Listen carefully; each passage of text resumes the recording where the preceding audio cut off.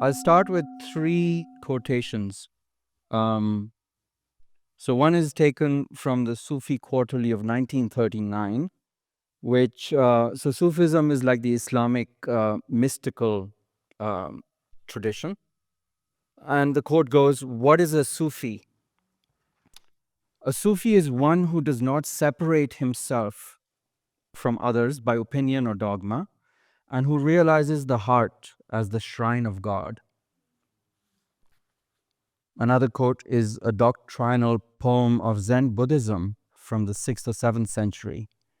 "If you want the truth to stand clear before you, never be for or against. The struggle between for and against is the mind's worst disease." It's pretty intense. And the third one is, "Only love can unite the opposites." This is from the Zohar. So before I really get into the meat of the talk, I just want to clarify the terminology. Apocalypse,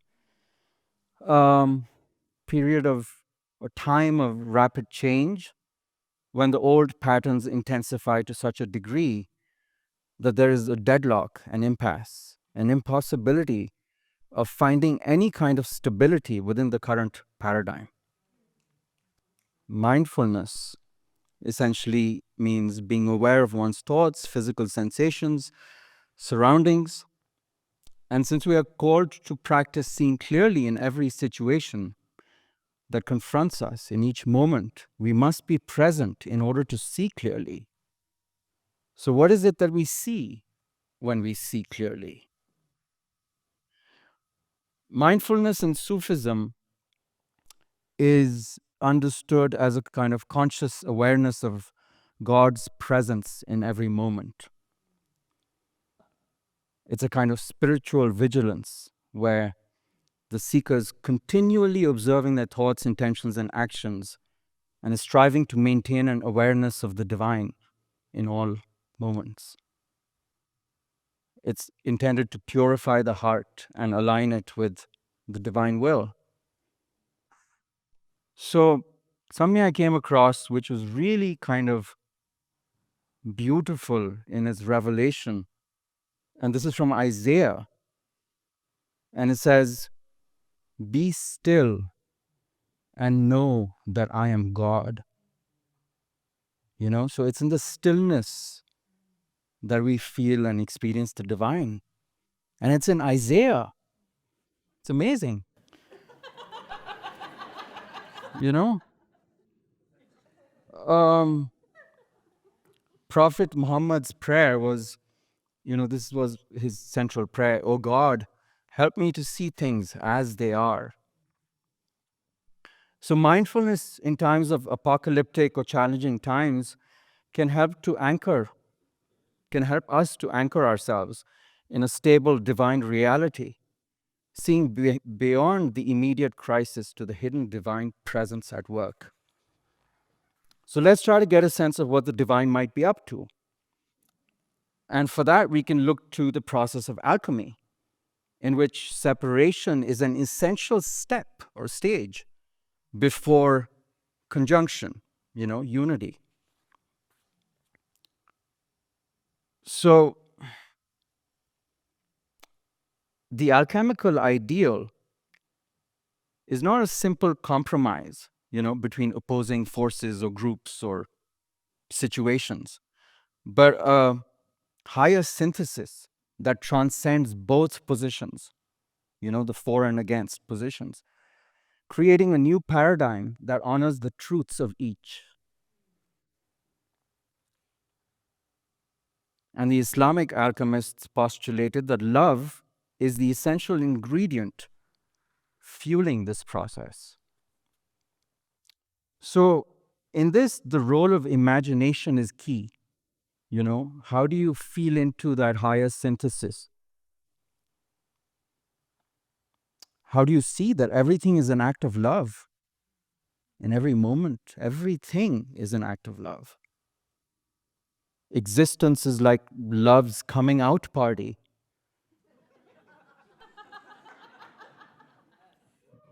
that we're all participating in all the time. But most of the time, we tend to be overly identified with the egoic in thinking of how insignificant we are and how flawed we are. Yes, the ego is flawed, but the ego is not all that we are, and it's nice, it's fine, it's in process, and so the vision that is born of the self, that's at the center of our being, that we can cultivate our access to. So that's part of this mindfulness practice.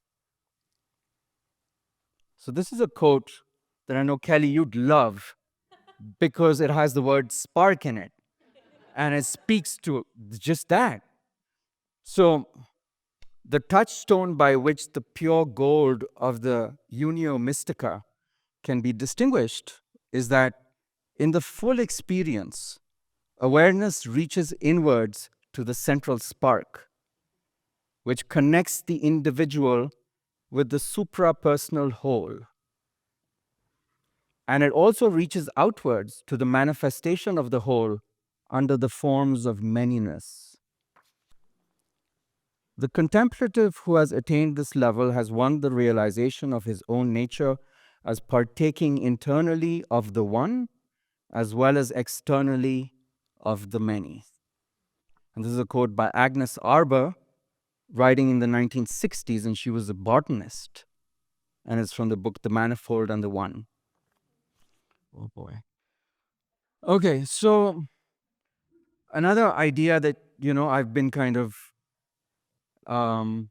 sensing and noticing is, you constantly hear that everyone is trying to secure the future, their family's future, their country's future, their people's future, And for me, this has always been a kind of unconscious way of acknowledging that the future is heavenly. But when we go about it in an egoic way, we don't realize that the future is for all. It doesn't have to be secured, especially not at anyone else's expense. So I had a dream this morning at 5 o'clock, and it was like a series of dreams, little vignettes, which I've never experienced before. And in it, some people from my past, who've been kind of challenging and who've said and done things that have hurt me, they showed up and they reenacted certain situations, not the same kinds of things that have happened to me, but just, stuff that was painful. And following those series of vignettes was then someone else showed up who I did not recognize. And I was reactively aggressive with this person. And then this person, in turn, I was reactively aggressive because they were doing something that hurt me. And then they became violent, almost aggressively violent. And so I got scared and I tried to run away.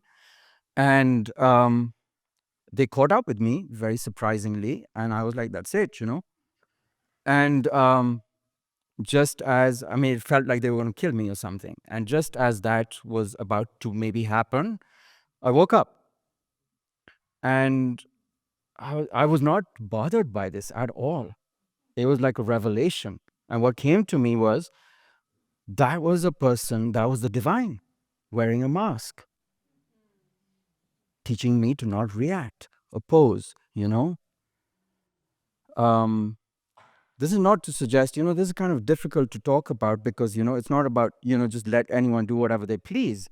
But the opposition can happen in a different way, in a more effective way, when we're not attached to for and against, when we're acting from a deeper place within us. That's when good stuff can happen. So it was a real, perfect time to have that dream. Um, okay. So yeah, good. I'm at the end. Um, so the, I mean, I made a few thoughts. Like one-sidedness is probably responsible, for this impasse. And I imagine us letting go of any grievances that we might be holding on to, and embracing a vision of unity in which we're all part of the same team. Like, this is our show, it's our creation collectively. And so let's embrace it, and let's kind of allow life to keep bringing us to our senses. Thank you so much.